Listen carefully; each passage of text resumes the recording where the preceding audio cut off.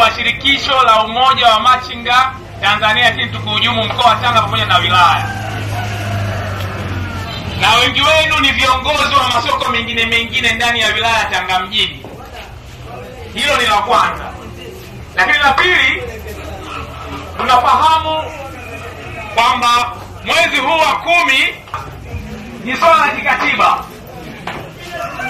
Ndani ya katiba ya Jamhuri ya Muungano wa Tanzania umeweka na umekubaliana kwamba tarehe 29 ya mwezi wa 10 2025 ni siku ya kwenda kupiga kura.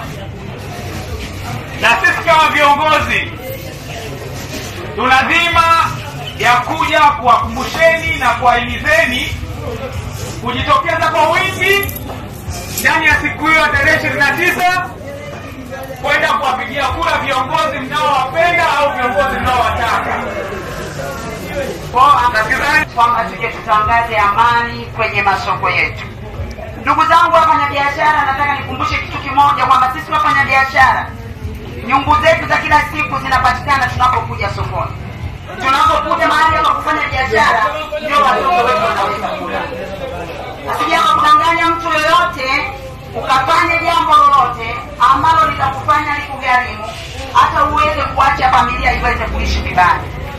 Nikuombe sana mfanyabiashara wa Ngamiani, mfanyabiashara wenzangu, tuhakikishe siku ile tuende tukapige kura, chague kiongozi wako yule unayemtaka, na tuhakikishe tunaidumisha amani ya wilaya yetu, amani ya mkoa wetu wa Tanga, amani ya Tanzania yetu.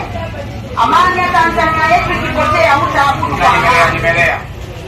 Lakini ndugu zangu, tuhakikishie, tumeshakaa na mkuu wa mkoa meza moja, ametuhakikishia kwamba waambieni wafanya biashara wote, wafanya kazi wote na watu wote wa mitaani siku ya uchaguzi tarehe 29 wakapige kura kwa amani.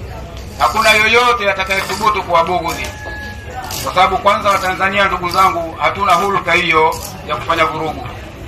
Wanatanga ndio kabisa mambo hayo wala hatuyajui. Tunaomba ndugu zangu, siku ya uchaguzi kila mtu akapige kura arudi nyumbani.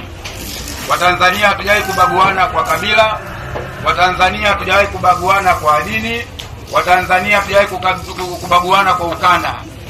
Kwa hiyo tuwe pamoja, taifa letu moja, tushirikiane wote pamoja, tufanye uchaguzi, kila mtu arudi nyumbani, amchague yule amtakaye. Yule unayehisi wewe kwamba anaweza akatatua changamoto zako za maisha na maendeleo, basi wewe